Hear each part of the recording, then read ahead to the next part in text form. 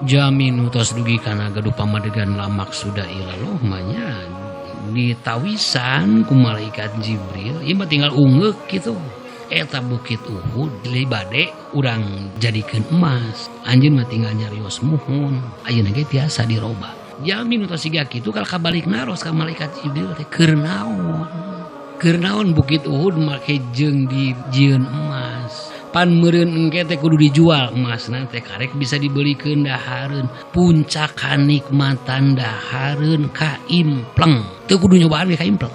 Nasi padang nu pangeunahna kurang leuwih kitulah, martabak nu pangeunahna kurang leuwih kitulah, kadaharan kabeh hadirkeun, puncak kanikmatanna kaimpleng teu kaimpleng teu satai kukueunana mun dibandingkeun jeung meunang nikmat tina diridoan ku pangeran. Pan emasna teh meureun kudu dijual, engke kudu dibelikeun baju, puncak nikmat boga baju alus pernah kitu, pernah meuli baju jutaan. Nah langsung jadi kasep henteu kitu we rasana mah anger kitu maksudna teh. Pan kudu dijual, kudu dijijieunkeun imah cicing di imah nu pangmewahna ge da pernah.